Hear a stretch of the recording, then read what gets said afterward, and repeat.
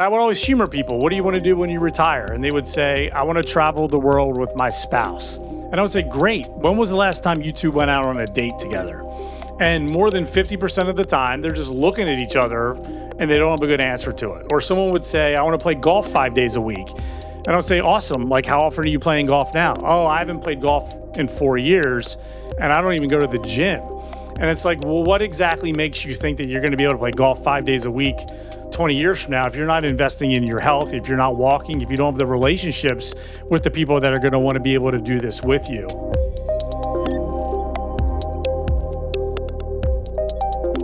Derek, welcome to the One Away Show. What's up, Brian? Great to be here. Thanks for having me. Stoked you said yes, and I've always, enjoyed how you show up in the world. So, Derek, what is the one away moment that you want to share with us today? Well, I think for me, the answer that comes to mind immediately is just marrying my wife, Melanie. That is the decision that I made. That is the relationship that I was seeking and have leaned into. That has shaped really so much of all of the success that I have, regardless of how we're measuring success in business and family and friendship and fun and life and faith.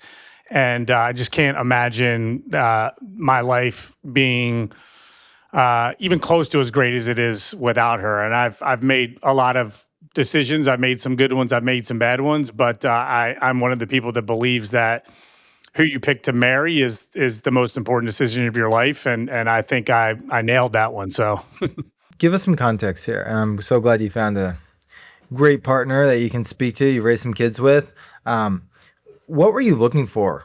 Or did you even know? But when you kind of take yourself back to meeting her, like, what was the kind of partner that you wanted, and what about her was like a hell yes to you? You know, I would say that for me, I knew what I wanted more based on what I knew I didn't want, based on some of the dating, some of the, single life that I was leading. And we met about 22 years ago, almost to the day. We met in March of 2004.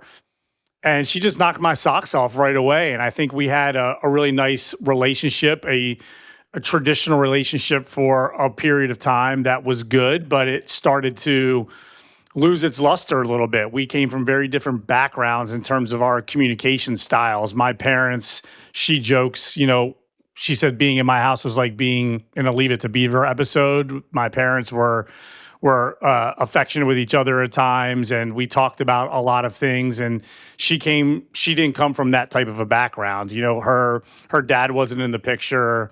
And we actually, because we knew deep down, I think that we found the right person, but we weren't communicating.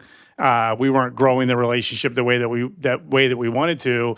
We ended up starting therapy when we were engaged, just to make sure that we could figure it out. We haven't stopped therapy ever since. I mean, now and for a period of time, it's been way more of a luxury than a necessity. It's been more about spending time in therapy, talking about the people in our lives who aren't in therapy but probably should be, and how to deal with them more effectively. But we have this really great commitment to each other and this belief that we found the right person. Our communication has gotten great. And even when we struggle in our relationship, I think we both view it as we're each other's muse, and we push each other and we help each other grow and we support one another. And so that's a little bit of a background for you there. I'm happy to kind of go deeper if you want.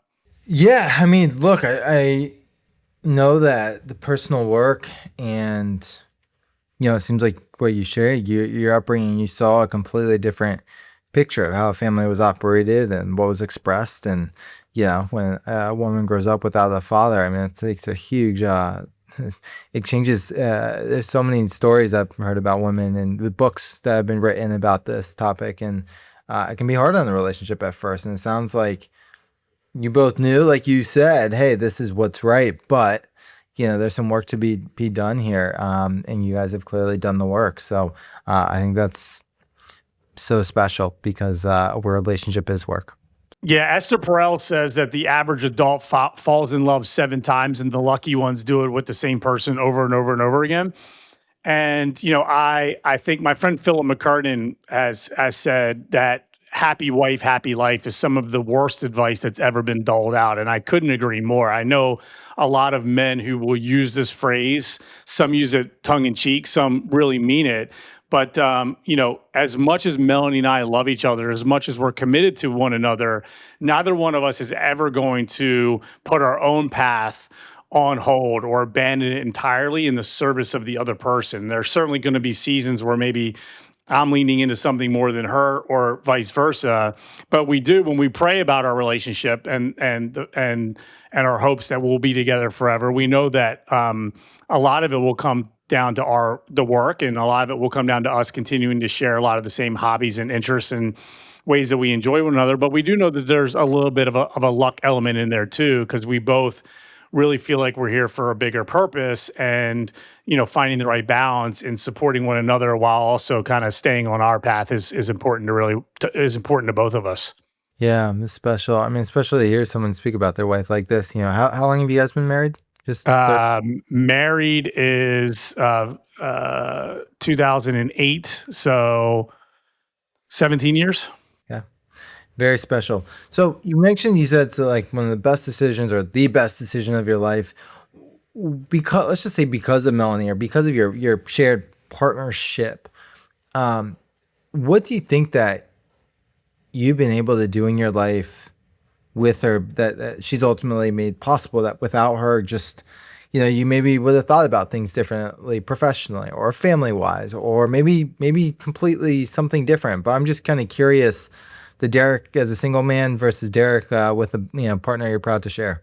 A lot of people talk about privilege in the context of being a white male is sort of like the pinnacle of the peak of privilege. And I don't disagree with that. I think that as a white guy, I have certain privileges that other people don't have. But I think that there's other privileges that don't get talked about as often. And one of those privileges is just like waking up next to a woman every single morning who I'm incredibly in love with, who I'm still very much attracted to, and who I love doing life with. I mean, that gives me such a significant advantage over somebody that doesn't have that as a backstop, that is waking up next to somebody that doesn't love them anymore, or they're not in love anymore.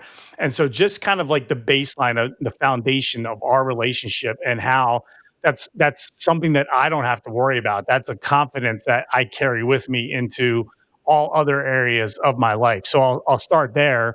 And I'll also say, we've been business partners for 15 years. Cadre just celebrated our 15-year anniversary. We work together. We have very complementary skills, and we just really enjoy the process of building something and growing something together. Yeah, that's cool. And so you say you've been business partners 15 years. You've been married 17 years. How did this business partnership unfold in year 2 or 2.5 of your relationship? Yeah, so I've been a financial advisor for 27 years, and in the 2000, I started in 1998, and in around 2008, when the market had a big downturn, I was starting to be spread a little bit more thin. We were about to get married. We would later have a kid, just a year later. And I was really sort of reassessing the way that I was spending my time. And, I was qualifying for a lot of the really fancy trips in the wealth management space. And I was by far the youngest person on these trips. And I was talking with a lot of the people there about, their success and how they built their practice. And most of them had like 2,000 clients, and almost to a person, they only enjoyed working with, couple hundred of them, like the good old 80-20 rule. And that industry was very limited, and still is to a certain extent, in terms of how you're able to market. You're not really able to use testimonials. You couldn't use social media for a very long time.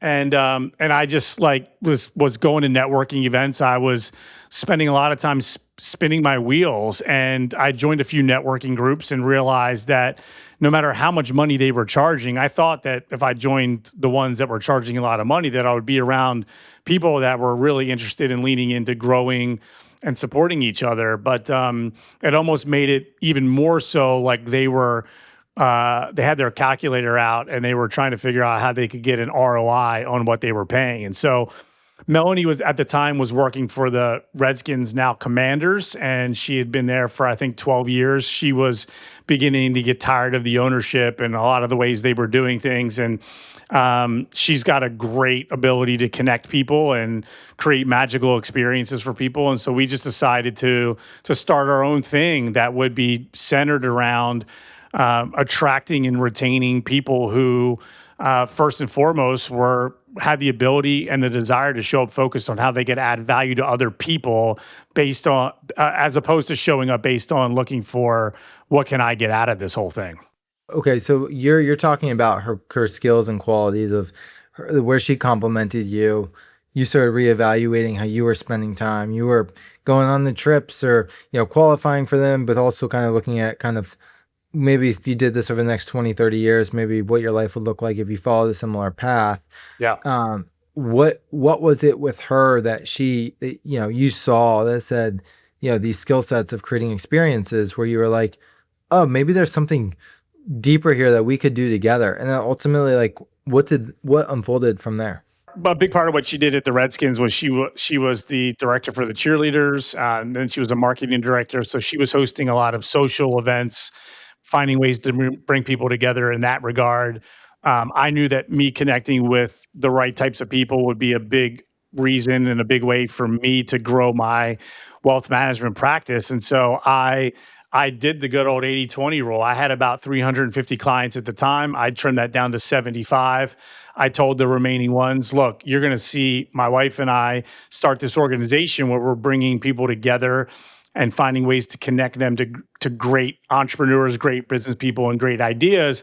And it's not going to be me taking away time from you. It's going to be the time that I was spending with all these other clients that I no longer think are a great fit for me in my practice. And then Melanie used that as an opportunity to move away from the Redskins, and we launched it in 2011. Super smart. Interesting. And that's ultimately what became Cadre, correct? Yep. Got it. Okay. Wow. What a story. And what a time to be in front of the Redskins. And I mean, a job like that in sports marketing, I know, is not easy to get. So neat how you guys paired efforts. What, when you said, hey, we're going to peel off, a couple hundred clients from my practice, I'm going to keep the core 75. What was the vision at the time for Cadre, and what was the vision for like her and how she was going to run it, and then like how you were going to basically double down on your wealth management practice, but in a leaner fashion or a more focused fashion? Like how did the branches start to split and then ultimately come together? Well, we weren't sure if it was going to work. And so what we did was we identified about 15 founding members, we called them, who were people that we knew well, who were successful, who were well connected, and we shared the vision with them. We wanted to find, again, ways to bring people together that were already successful enough that they could focus on showing up, looking for ways they could add value to other people. It's like you go to these big networking events, and at least for me at the time, I was like, I'm not really meeting any of the people that I want to meet at these things. And I think one of the reasons is that the people that I wanted to meet, like, they don't want to go to networking events. They don't want to have business cards being slung at them. They don't want to be pitched different things. They found their people. They found their ways to connect. And even if somebody does have the right intention, even if somebody is like, I'm a give first type of person, if they're running a business at any point in time where they're worried about how they're going to make payroll 6 months from now or how they're going to pay their mortgage a year from now, that sort of flies in the face of being able to show up focused on how can I help everyone else that's here. So we had to curate it. And I think that having the wealth management business going side by side at the same time allowed us to curate it in a really effective, authentic way, right? We didn't need the revenue to pay our rent. We didn't need the revenue to fund what we wanted to do. My wealth management business was doing that. So we didn't have to make exceptions. We didn't have to bring on people who weren't really like the kind of people that we were looking to grow with. Adam Grant in his book Originals tells a story about his about a potential for him to invest in Warby Parker. A couple of the founders of Warby Parker were students of his at Wharton, and they came to him and they said, "Hey, we want you to invest in Warby Parker." And he's like, "But you all are still students, and you're not really able to go all in on this particular business right now. And if you can't go all in, I'm not sure I want to give you my money."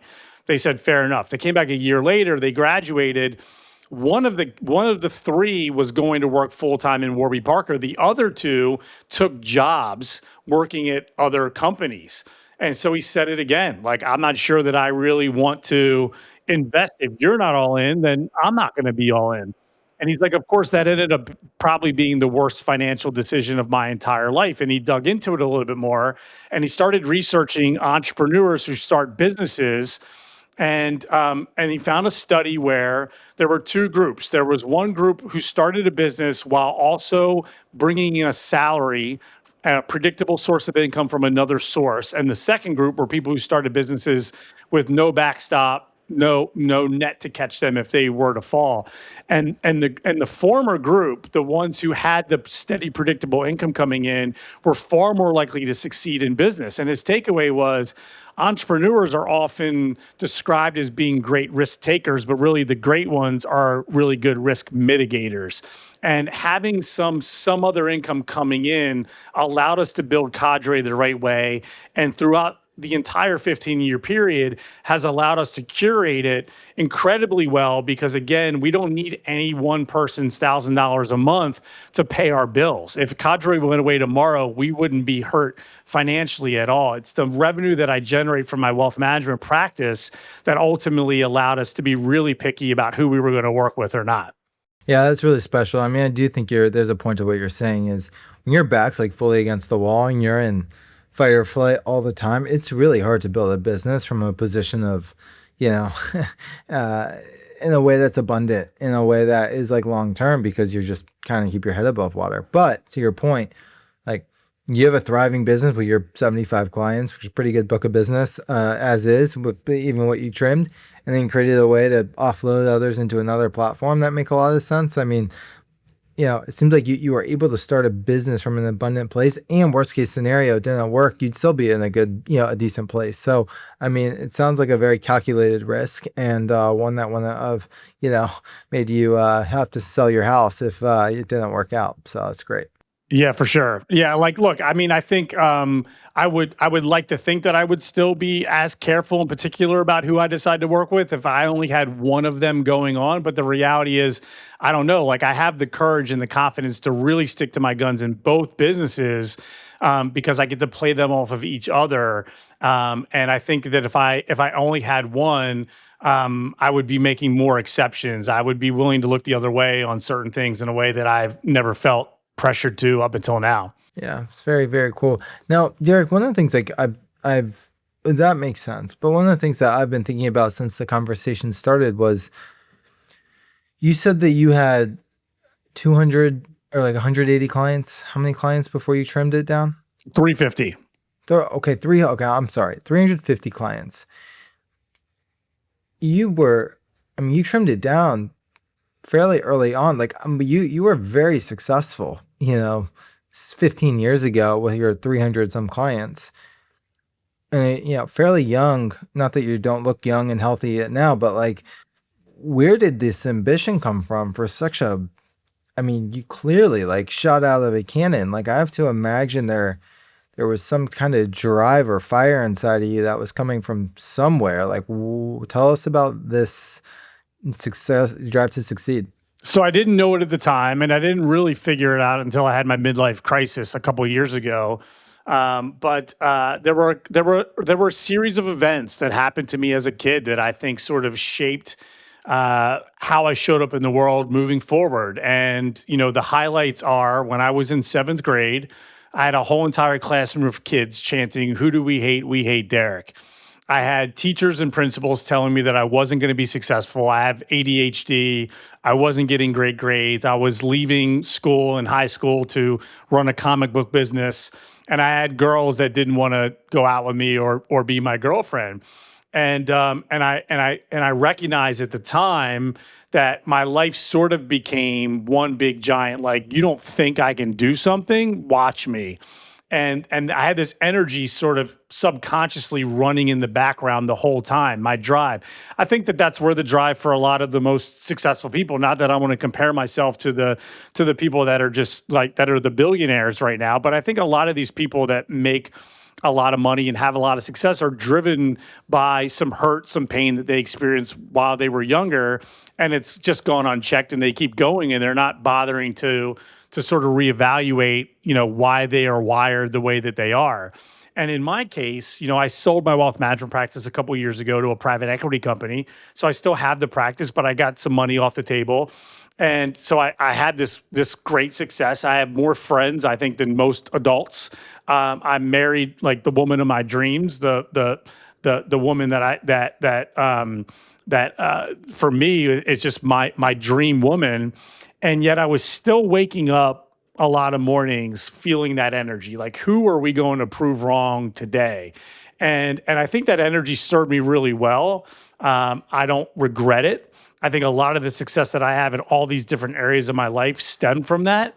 But I recognize that there was like my body and my mind were like let's go do this again. And look, in order to prove somebody wrong, you need an adversary. It's almost like I was manufacturing ways that I could get riled up to go out and like prove my worth or prove how I was not going to be denied.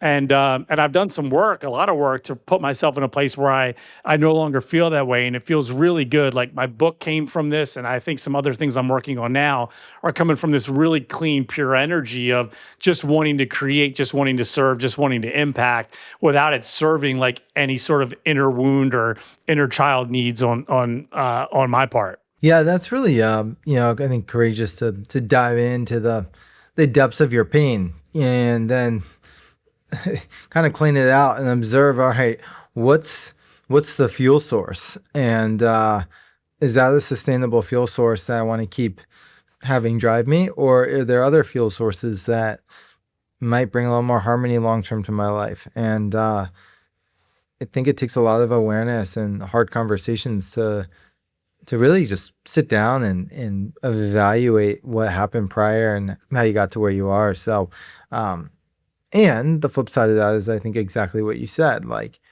there is a healthy nature to that drive, but taken too far with maybe unexamined awareness, it can be, detrimental, or it can kind of bring you to places where you question everything. And it sounds like that's where you got.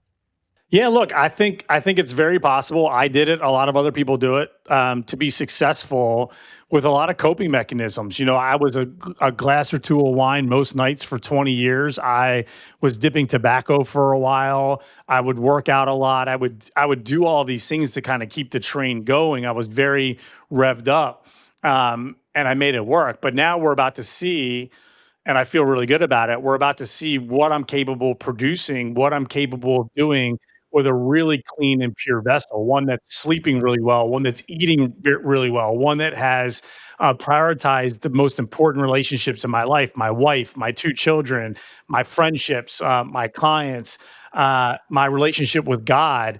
And I'm really excited and really encouraged by what I've seen so far in terms of my creativity, my productivity, my output, creating from that place versus a place of sort of just trying to keep the thing going at all costs. Yeah, I really resonate for a number of reasons that, we ever chat offline. Like building a vessel that's not clean, or from a place where you're kind of strapping it together until it all falls apart. Yep. And I think knowing both sides of the coin, and then, okay, how do you reestablish from a healthier vessel? That isn't running on caffeine, tobacco, all the things that you were doing.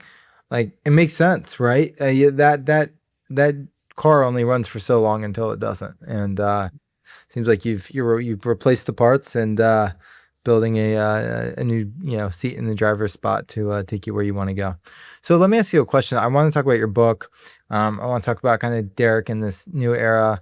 But before we get to the book, I mean, I'm curious, like, when you had this midlife kind of crisis, questioning everything, it sounds like you were pretty clear on what you saw. I mean, feel free to expand on that. But what did you maybe start to see that could be different? And then how did you start thinking about maybe living the road ahead a bit differently?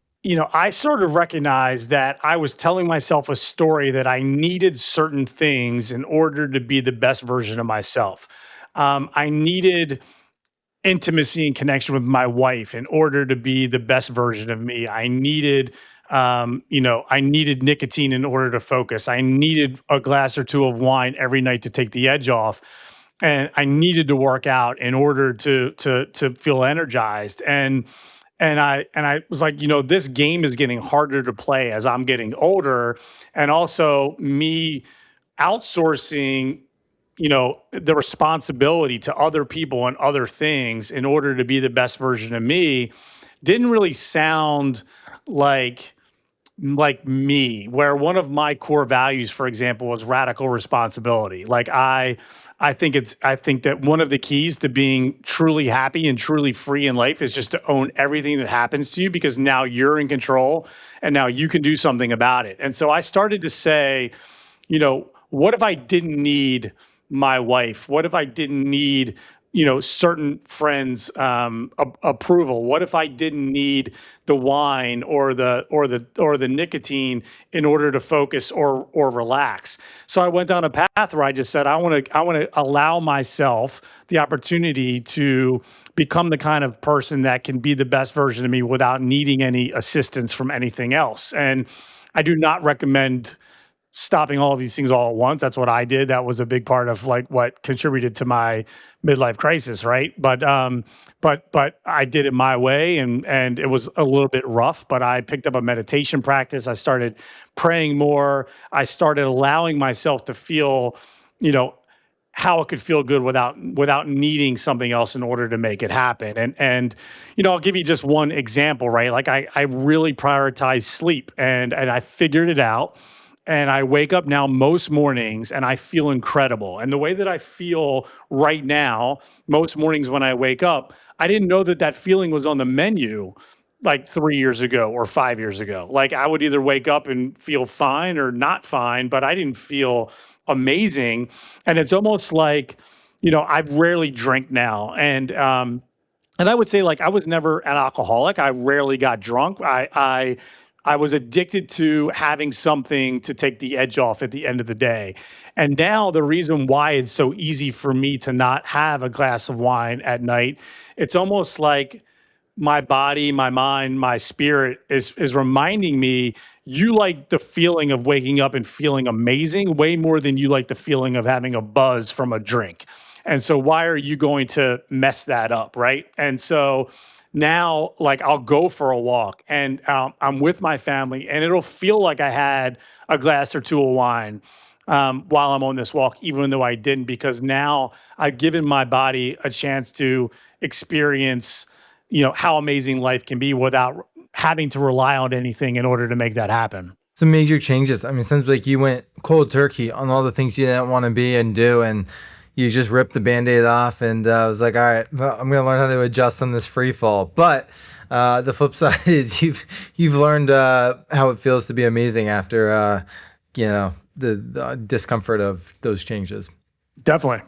What's the sleep secret? A couple of things. I would say the ones that would be most applicable to your general audience, like that would land for the majority of people. No calories within 3 to 4 hours of big time is the hardest and probably the most effective needle mover of them all. It was probably harder for me because obviously if you're drinking at night, especially as you get older, like I could get away with drinking like a glass or two of wine when I was 35. I could wake up and it wouldn't have that much of an effect on me. Now I'm pushing 50 and my body just doesn't process it or metabolize it as well as it used to. And so, that would be low hanging fruit for sure. But the food thing was even harder. Like even eating good food that's healthy for you, you really want your body temperature to be going down when you're falling asleep. And if you're digesting food, your body temperature is going up. And so for me, is the combination of using a chili pad, like a cooling sheet under my mattress, keeping the room temperature cool, not eating or drinking anything with calories within 3 to 4 hours of bedtime, and mouth tape was a big one for me too. Yeah, it's the eating piece. I don't know if you intermittent fast, but I do know like not eating for like 12, 16 hours can actually feel really good and energizing on the body. And it's neat that you not only knocked out wine, but learned controlled calories before sleep. So I'm So 21 hours into a fast right now. I've been fasting Sunday dinner to Monday dinner, uh, probably okay. for the past like 2 to 3 months, and I love it. I'm gearing up for a 72-hour fast coming up. But yeah, like it's really when you give your body a break and you let your organs and everything sort of do what they want to do without having to like worry about digesting food, you start feeling really good, and it's gotten easier, and I feel super energized, and really, really glad I stumbled into starting to do this more often. For sure. So you fast weekly on Sundays. Yeah. It's great. Um, Coffee counts though. I think coffee's okay. Yeah, it definitely, yeah. I mean, it counts for me. It's black, so there's no. You need something to no, look, I like fast. And I've done usually do a 24-hour fast once a month. It seems I've not done the weekly, but as you're talking, you're reminding me of someone in the DC area who is a great with his health, and he's a huge proponent of fast. So yeah, I'll tell you about him after. So Derek, I mean, it seems like you've been the last few years on just some pretty profound changes, metamorphosis of some point, in some ways. You also wrote a book. One, I'd love for you to tell us about the book. What inspired you to write it? I know you've really made a lot of changes and talked about them, but kind of tell us where Derek is now, and talk to us about the book, and like as you look at the next like 5 years, like how's all this stuff coming together? So I'll tell you where I'm at now after I tell you about the book because it'll be tied in. So sharing the book first will add some context. So the book is called "Let's Retire Retirement: How to Enjoy Life to the Fullest Now and Later." And essentially, ever since I arrived on the scene as a financial advisor, I sort of questioned this idea of retirement, which is ironically the main reason why most people hire a financial advisor to help them with retirement planning. But I was seeing so many people who were in jobs that they didn't love and who were working hard and saving hard and sacrificing their health, their relationships, their happiness in the name of having a certain number by a certain age so that they would no longer have to do these things. And look, my belief is that we were not put on this earth to work a job we hate for 30 years to earn the right to sit around and do nothing at all for 30 years after that. And if somebody doesn't like what they're doing, I don't want them to do it any longer than they have to. So I very early on in my career started questioning my clients. Why do you want to retire? What do you want to do when you retire? And I didn't have anybody, and still rarely have had a lot of people come into my office with their hand raised, knowing that they don't want to retire. It's happened more since the book came out. But I would always humor people. What do you want to do when you retire? And they would say, I want to travel the world with my spouse. And I would say, great. When was the last time you two went out on a date together? And more than 50% of the time, they're just looking at each other and they don't have a good answer to it. Or someone would say, I want to play golf 5 days a week. And I would say, awesome. Like, how often are you playing golf now? Oh, I haven't played golf in 4 years and I don't even go to the gym. And it's like, well, what exactly makes you think that you're going to be able to play golf 5 days a week 20 years from now if you're not investing in your health, if you're not walking, if you don't have the relationships with the people that are going to want to be able to do this with you? And so my book, I started writing it in 2017 as a way to eventually get more clients. But then I was approached by a private equity company to buy my practice. And I kind of tabled it for a little while, got some money. COVID happened. My father got dementia. It was a long battle with that affected me. I had my midlife crisis, and I went back to it with this cleaner vessel. And I felt God telling me, I want you to finish this book, except now I want you to write it for a broader audience. And so what I want to help people realize is that it's very likely that you're not going to be happy just stopping at 65 and not doing anything at all after that. And maybe it's not doing what you're doing now, but doing something that you enjoy on your terms that doesn't suck your soul. If you're doing that, you're probably going to do it into your 70s and maybe even 80s and beyond. And once you realize that this is going to be a strong possibility for you, the direct implications in the short term are you don't have to save as much. You don't have to put as much money into your 401k plan. You don't have to put as much money away into mutual funds. And now all of a sudden you have more money and more time that you get to spend with the people and things that are most important to you right now. I share a story in my book called A Tale of Two Tonys. And Tony is 45 years old. Tony makes $150,000 a year, and he has $150,000 saved up for retirement. He meets with his advisor, and his advisor says, "What age do you want to retire?" And he goes, "I don't really know." And this is how these conversations typically go. The financial advisor says, "Well, why don't we just pick 65? Because that's the age that most people pick." And Tony goes, "Sure." So Tony goes back home, comes back in for the next meeting. His advisor tells him that he's going to have to start saving $2,400 a month every single month for the next 20 years, adjusted for inflation, in order to stop working at 65. So $2,400 a month is about 30 grand. It's about 20% of what he's making.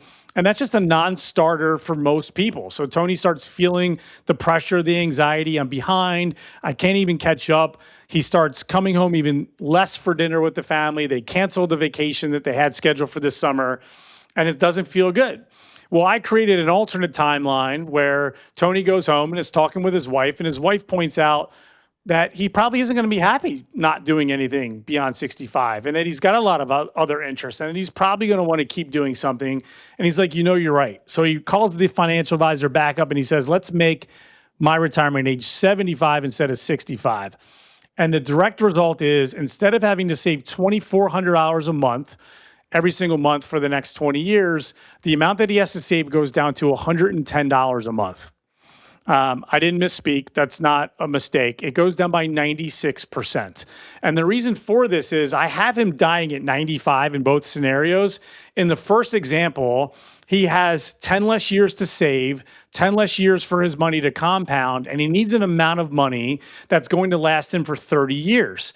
In the second scenario, he's got 10 extra years of working, 10 extra years of saving, not having to touch that money, letting it grow and compound, and then he only needs an amount of money that will last for 20 years.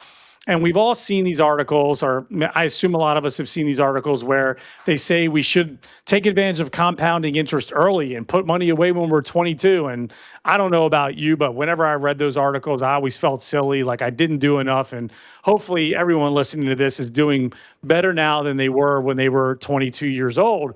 You don't see articles that say we can get the same benefits of compounding interest by just letting the money sit in there a little bit longer. And so the math is real, the math is significant. And there are a lot of people, when they hear this example, I can just feel the anxiety and the stress fall off of them, that now I'm not running up against this timeline that feels impossible. I have more time than I thought I did. Now I can spend more time with my kids, with my wife, enjoying the hobbies that I like to do, enjoying my friends. And I've extended like my timeline and my time frame a little bit. Yeah.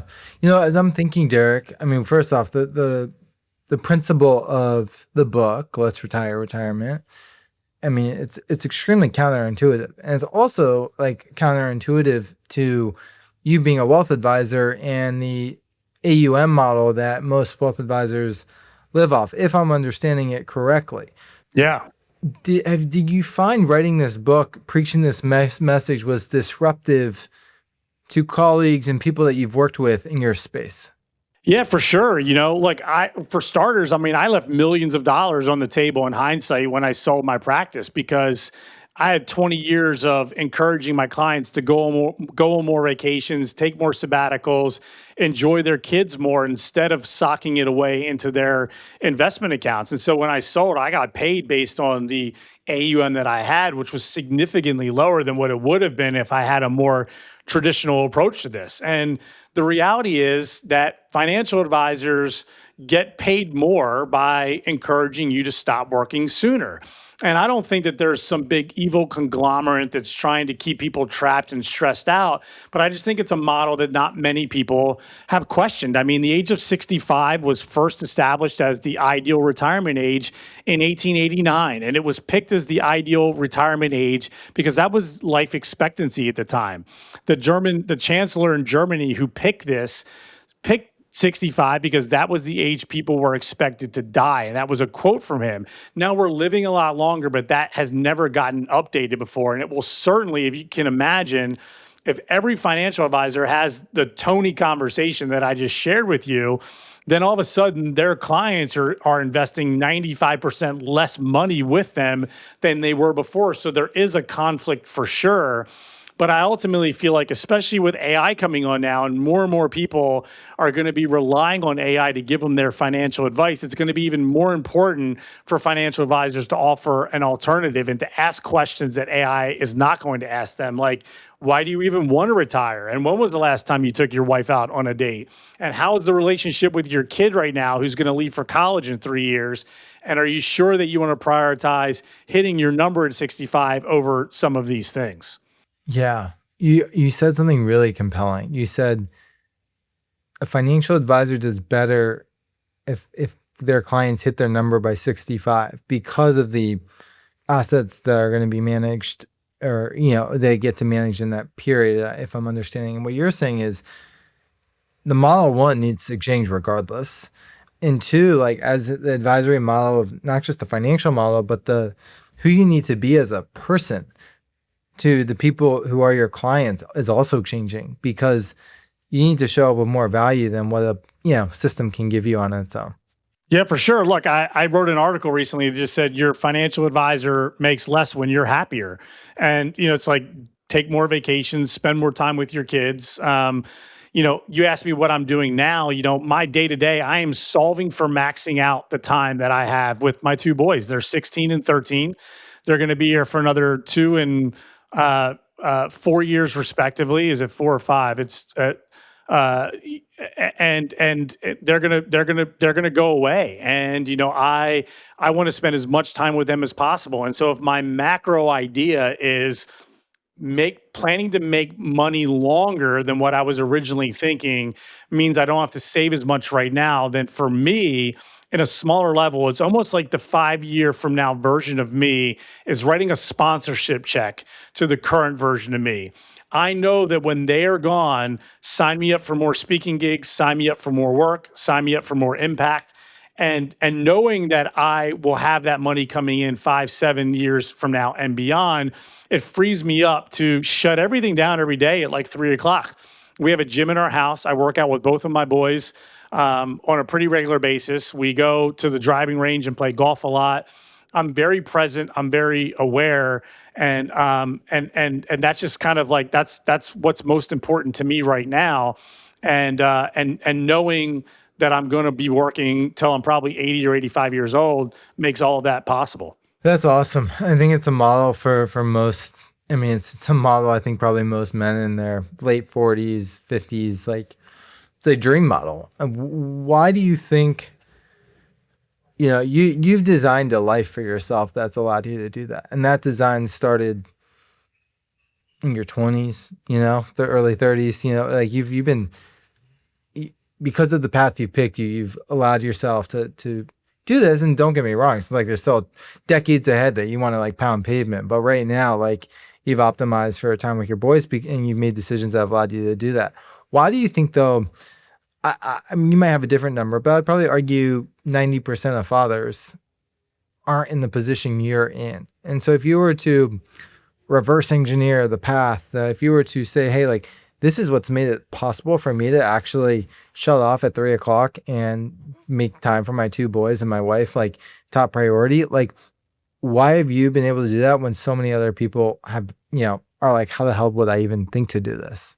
Well, hopefully, like my Tale of Two Tony story, right? Like, if somebody previously thought that they had to save 20% of what they were making in order to stop working by a certain age, and that was one of the reasons, and it usually is one of the main reasons for them justifying their lack of time with their kids or with their spouse, then I just showed them that it's actually only like 1% of what you make that you have to worry about saving right now. So I'm preaching at the end of the day a lot of the same things a lot of other people are preaching. I'm preaching better relationships, more happiness, better health. But what I'm doing is I'm addressing the elephant in the room, because a lot of people feel like, I know these things are important, but how can I afford it? And I'm showing people Yes, you can afford it. You can afford it by just planning to work a little bit longer.